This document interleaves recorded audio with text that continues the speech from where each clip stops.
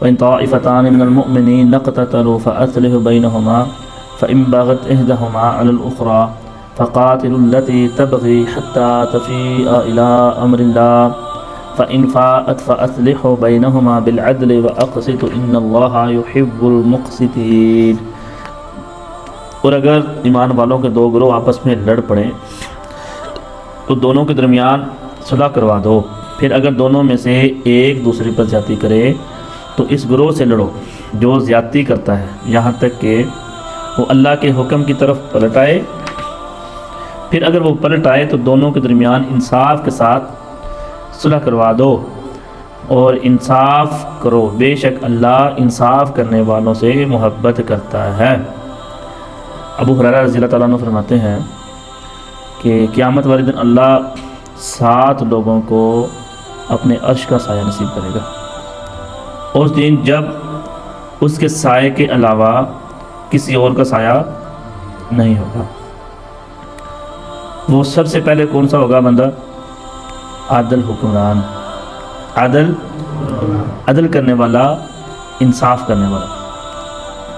اب اس وقت بھی اگر ہم دیکھیں، میں نے یہ کل بھی بات کی تھی کہ ہمارے ملک کا جو نظام درہم برہم ہوا پڑا ہے نا، اس کی ایک وجہ یہ عدل انصاف ہے۔ لوگ سچے نہیں ہیں اور عادل نہیں ہے، انصاف نہیں کرتے۔ کتنے قتل کرنے والا کھلے عام گھوم رہا ہے اور جو بے گناہ ہیں وہ جیلوں میں پڑے ہیں۔ وجہ کیا ہے؟ عدل و انصاف نہیں ہے۔ تو قیامت والے دن اللہ رب العزت جو عادل حکمران ہوگا اسے اپنے عرش کا سایہ نصیب کرے گا۔ مگر وَإِن طَائِفَتَانِ مِنَ الْمُؤْمِنِينَ اقْتَتَلُوا، اگر دو مومن دو تمہارے بھائی دو آپس میں گروہ لڑ پڑیں تو ان کی آپس میں یہ تو ایک جگہ ہے جہاں پر انسان جھوٹ بھی بول سکتا ہے، صلح کرانے کے لیے، لڑائی ختم کرنے کے لیے، جھگڑا ختم کرنے کے لیے۔ اگر ایک گھر کے اندر لڑائی جھگڑا شروع ہو جائے تو سارے کا سارا گھر تباہ ہو جاتا ہے۔ اگر تمہارے ایک جھوٹ بولنے کی وجہ سے وہ میاں بیوی کے اندر پھر دوبارہ پیار اٹھ پڑے اور وہ دونوں کی صلح ہو جائے، وہ دو خاندان آپس میں مل جائیں تو پھر وہ جھوٹ نہیں کہلاتا۔ اور کتنے ہی لوگ جھوٹ دوسری طرف بولتے ہیں، مطلب چغلی کرتے ہیں، غیبت کرتے ہیں، بدگوئی کرتے ہیں، اور میاں کے سامنے بیوی کی اور بیوی کے سامنے میاں کی بدگوئی کر کے آپس میں لڑائی کروا کے دونوں خاندانوں کو جدا کروا دیتے ہیں۔ وجہ کیا ہے کہ لوگ صلح کی طرف نہیں جاتے اور اس کی بات مان، جس کے ساتھ پوری زندگی گزری ہوتی ہے اس کی بات نہیں ماننی اور تیسرے آدمی کی بات مان کے، جیسے کہ پچھلی میں نے ایک آیات پڑھی، یا ایھا الذین آمنوا ان جاءکم فاسق بنبأ فتبینوا ان تصیبوا، کہ اگر تو ایمان والو تمہارے پاس کوئی فاسق خبر لے کے آتا ہے تو اس کی تحقیق کر لیا کرو۔ ایسا نہ ہو کہ تم تحقیق نہ کرو تو پھر یہ بڑی لڑائیاں ہوں، جیسے کہ وَإِن طَائِفَتَانِ مِنَ الْمُؤْمِنِينَ اقْتَتَلُوا فَأَصْلِحُوا بَيْنَهُمَا۔ یہ لڑائیاں جو ہیں پھر اسی وقت ہوتی ہیں جب بندہ کسی پر اعتماد نہ کرے یا اعتماد کرتا ہو تو اس کے خلاف بندہ کوئی آگے بات کرے، اس پر یقین کر کے لڑائی جھگڑا شروع کر دے۔ سمجھا جی بات؟ یہ لڑائیاں اور جھگڑے جو ہیں آپس میں لڑائیاں جھگڑوں نے مسلمانوں کا کچھ بھی بننے نہیں دیا۔ تم مسلمان طریقے اسلام کی مکمل تم تشریح کرو نہ پڑھو تو اس کے اندر تمہیں یہی چیزیں ملے گی کہ جب آپس میں مسلمان لڑے یا انہوں نے حکومتوں کی مخالفت حکمرانوں کے خلاف اٹھ کر انہوں نے باغی ہو گئے اور احتجاج کیے اور یہ سارے معاملات کیے تو وہ آپس کے معاملات میں الجھ گئے اور باہر جو فتوحات ملتی تھی، جنگیں تھی جو اور ملکوں پہ فتح ہوتی تھی، وہ ساری کی ساری رک گئی۔ تم حضرت عثمان رضی اللہ تعالیٰ عنہ کا دور دیکھو تو حضرت عثمان رضی اللہ تعالیٰ عنہ کو بھی زیادہ کام نہیں کرنے دیا، کیونکہ وہ آپس میں ہی بغاوت کھڑی ہو گئی۔ حکمرانوں کے خلاف مطلب کہ امیر المومنین تھے حضرت عثمان غنی رضی اللہ تعالیٰ عنہ، اس لوگ اس کے خلاف ہو گئے۔ پھر تم حضرت علی رضی اللہ تعالیٰ عنہ کا دور دیکھو، کتنی بڑی ایک ہی جنگ میں 70,000 سے زیادہ لوگ شہید ہو گئے۔ پھر جنگ جمل میں 30,000 سے زیادہ لوگ شہید ہو گئے۔ وجہ کیا بنی؟ یہی کہ اپنے جو امراء تھے ان کی مخالفت اور آپس کی جنگوں کی وجہ سے اتنے بڑے معزز صحابہ اور اتنا مطلب کہ جنہیں چلتے پھرے دنیا کے اندر اللہ نے جنت کی بشارتیں دی ہیں، ایسے لوگوں کے اندر اختلافات پیدا ہو گئے۔ وجہ کیا تھی؟ یہی کہ وَإِن طَائِفَتَانِ مِنَ الْمُؤْمِنِينَ اقْتَتَلُوا فَأَصْلِحُوا بَيْنَهُمَا فَإِن بَغَتْ إِحْدَاهُمَا عَلَى الْأُخْرَى فَقَاتِلُوا الَّتِي تَبْغِي حَتَّى تَفِيَ إِلَى أَمْرِ اللَّهِ، کہ اگر ایمان والوں کے دو گروہ آپس میں لڑ پڑے تو دونوں کے درمیان صلح کرا دو، پھر اگر دونوں میں سے ایک دوسرے پر زیادتی کرے۔ اب حسن رضی اللہ تعالیٰ عنہ نے کتنا بڑا اقدام اٹھایا تھا کہ بعد میں دو مسلمانوں کی بڑی جماعتوں کو ملانے کے لیے، کہ دونوں جماعتوں کو ملانے کے لیے صلح کر لی اور صلح کے لیے اپنا حق چھوڑ دیا، مگر اللہ رب العزت نے ان کی وجہ سے کتنے بڑے دو گروہوں کو قتل ہونے سے بچا لیا۔ تو یہی ہوتا ہے کہ انسان کو کئی دفعہ یہ ہمیں چیز سکھاتی ہے، کئی دفعہ اپنا حق چھوڑنا پڑ جاتا ہے کہ اگر میرے حق چھوڑنے کی وجہ سے یہ لڑائی ختم ہو جائے تو اس سے بڑی بات کیا ہے۔ اللہ کے نبی کے حدیث بھی ہے کہ طاقتور وہ ہے کہ جو بدلہ لے لے، نہیں، طاقتور وہ ہے جو حق پر ہوتے ہوئے اور بدلہ لے سکتا ہو، بدلہ بھی لے سکتا ہو، مگر اللہ کی رضا کے لیے معاف کر دے، اللہ کی رضا کے لیے معاف کر دے، تو اللہ رب العزت اسے بخش دیتے ہیں، اور بخش بھی دیتے ہیں، اس کے درجات بھی بلند ہو جاتے ہیں۔ اور جو بندہ بدلہ لے تو بدلہ ہے، مگر اس کے ساتھ کیا ہوگا؟ لڑائی بڑھے گی، جھگڑا بڑھے گا، قتل و غارت بڑھے گی۔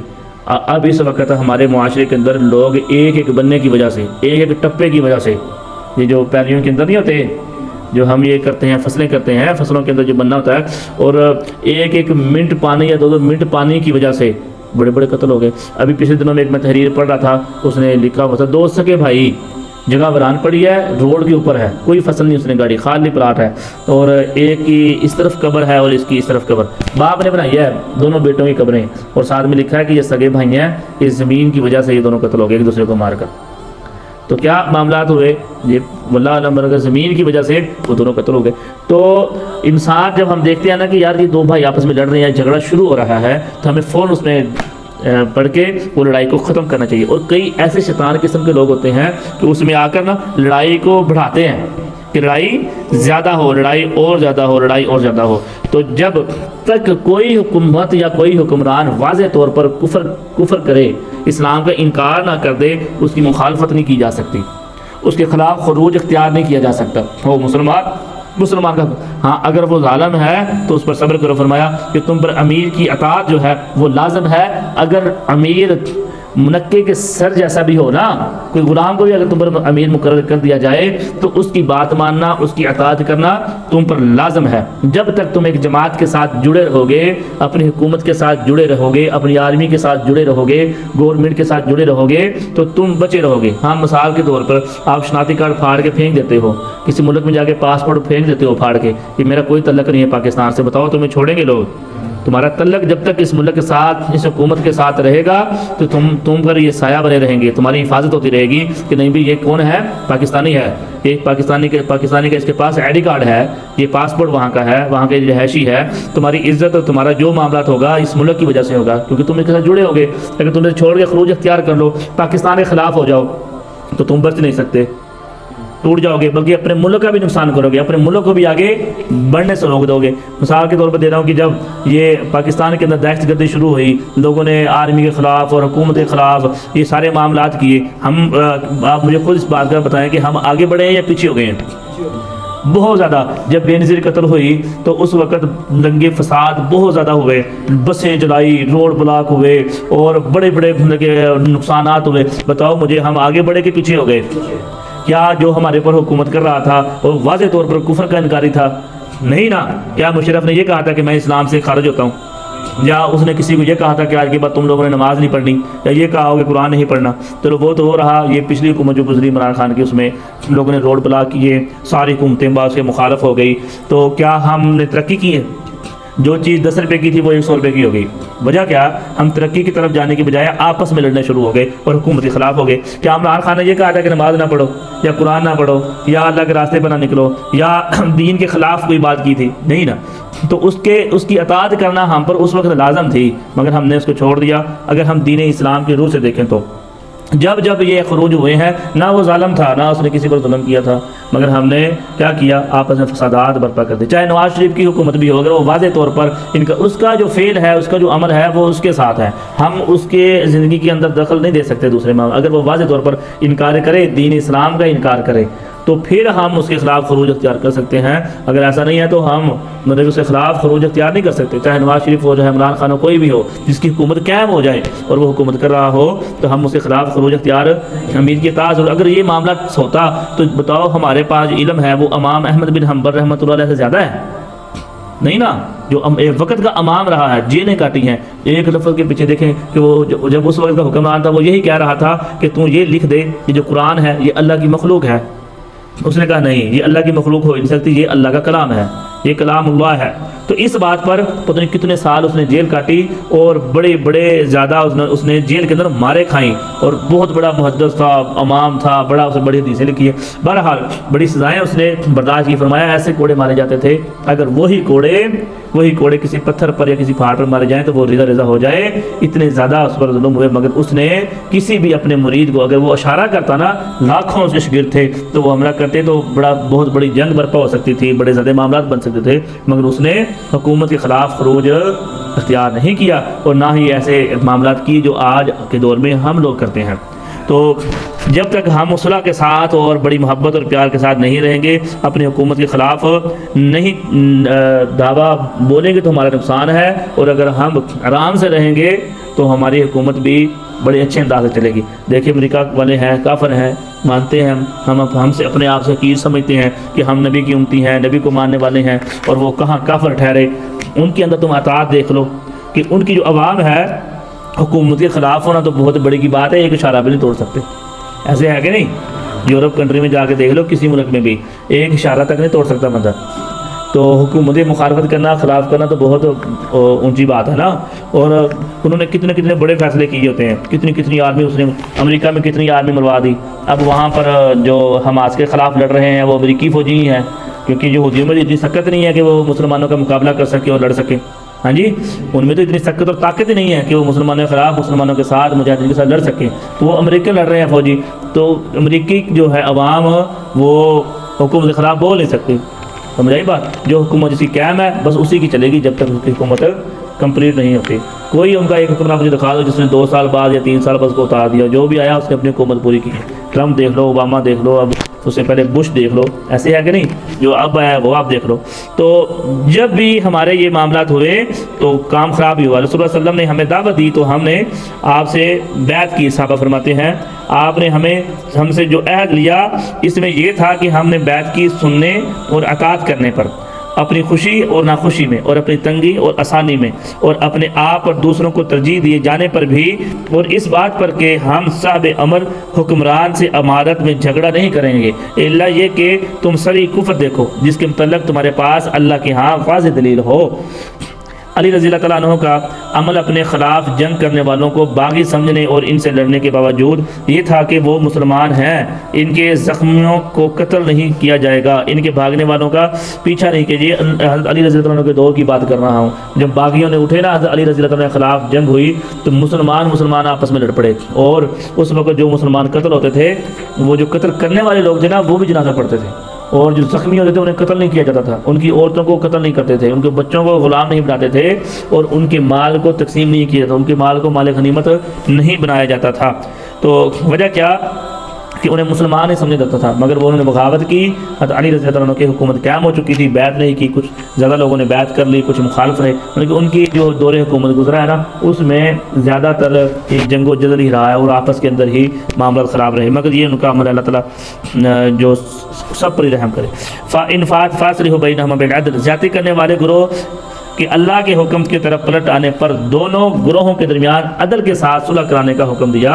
یہ نہیں کہ کسی فریق کی بے جاریت کر کے اور دوسرے کو دبا کر صرف لڑائی روکنے کے لیے صلح کرائی جائے، کیونکہ ایسی صلح نہ پائیدار ہوتی ہے، نہ اس سے آئندہ کے لیے لڑائی کا دروازہ بند ہوتا ہے۔ اس لیے ایک فریق پر دوسرے کا جو حق ثابت ہوتا ہے وہ اسے دلا کر عدل کے ساتھ صلح کرانی چاہیے۔ اقسطو، یہاں ایک سوال ہے کہ اس سے پہلے فرمایا دونوں کے درمیان انصاف کے ساتھ صلح کرا دو، پھر دوبارہ اقسطو کہنے میں کیا حکمت ہے؟ اس کا ایک جواب یہ ہے کہ لڑائی کے موقع پر بعض لڑنے والوں کے خلاف دل میں شدید نفرت پیدا ہو جاتی ہے، جس کی وجہ سے انسان درست فیصلہ نہیں کر سکتا، اس لیے تاکید کے لیے دوبارہ انصاف کا حکم دیا، اور انصاف کرنے والوں کے لیے اللہ تعالیٰ کی محبت کی نوعیت سنائی۔ دوسرا جواب یہ ہے کہ پہلے جملے میں لڑنے والوں کے درمیان عدل کے ساتھ صلح کرانے کا حکم ہے، اور اقسطو میں اپنے تمام معاملات میں انصاف سے کام لینے کا حکم ہے۔ انصاف کیا ہے؟ انصاف کیا ہے؟ اچھا جی، ان اللہ یحب المقسطین، ابو ہریرہ رضی اللہ عنہ فرماتے ہیں کہ رسول اللہ صلی اللہ علیہ وسلم نے فرمایا، وہ جو پہلے میں نے حدیث سنائی کہ 7 آدمیوں کو اللہ 7 آدمی کو اللہ اپنے سائے عرش کا سایہ نصیب کرے گا، اور ان میں جو سب سے پہلے ذکر کیا وہ عادل حکمران ہوگا۔ عبداللہ بن عمر رضی اللہ تعالیٰ عنہ بیان کرتے ہیں کہ رسول اللہ صلی اللہ علیہ وسلم نے فرمایا، انصاف کرنے والے اللہ کے پاس نور کے ممبروں پر رحمان عز و جل کی دائیں جانب ہوں گے، اور اس کے دونوں ہاتھ دائیں ہیں۔ یہ وہ لوگ ہیں جو اپنے فیصلوں میں اور اپنے گھر والوں میں اور جس کے ذمہ دار ہیں سب میں انصاف کرتے ہیں، انصاف کرتے ہیں، چیز تقسیم کرنے میں انصاف، حصہ دینے میں انصاف، بہن بھائیوں کے حصہ تقسیم کرنے میں انصاف، ان سب چیزوں کے اندر انصاف جو ہے نا وہ کرنا یہ ضروری ہے۔ تو آگے اللہ نے فرمایا کہ انما المؤمنون اخوہ، لڑائی سے بعد رکھنے کا سب سے مؤثر ذریعہ لڑنے والوں کو قرابت کا احسان دلانا ہے کہ تم کس سے لڑ رہے ہو؟ اپنے ہی بھائی سے۔ یہ کتنی بری بات ہے۔ اس لیے اللہ تعالیٰ نے مسلمانوں کو ان کی دینی قرابت کا احساس دلایا جو نسبتی قرابت سے بھی زیادہ مضبوط ہے۔ اسلام کی آمد سے پہلے جو لوگ نسبتی قرابت کے باوجود ایک دوسرے کے شدید دشمن تھے، جیسے کہ اوس اور خزرج کا معاملہ تھا، اللہ کی نعمت سے اسلام کی بدولت بھائی بھائی بن گئے۔ رسول اللہ صلی اللہ علیہ وسلم نے فرمایا، مسلمان کا بھائی ہے، نہ اس پر ظلم کرتا ہے اور نہ اسے بے یار و مددگار چھوڑتا ہے۔ مگر آج دیکھیں، ایک مسلمان لڑائی جھگڑے کر رہے ہوتے ہیں اور تیسرا جو ویڈیو بنا رہا ہوتا ہے، تیسرا ویڈیو، نہ کہ ان کی صلح کروا دے یا ان کے درمیان جھگڑا ختم کروا دے۔ ایسی بات اگر انہیں یہی کہا جائے، اللہ کے بندو انما المؤمنون اخوة فاصلحوا بین اخویکم واتقوا اللہ لعلکم ترحمون، مومن تو بھائی ہی ہیں، بس اپنے دو بھائیوں کے درمیان صلح کراؤ اور اللہ سے ڈرو تاکہ تم پر رحم کیا جائے۔ یہ ہوگی یہاں تک مکمل۔ وَإِن طَائِفَتَانِ، سورۃ حجرات آیات نمبر 10۔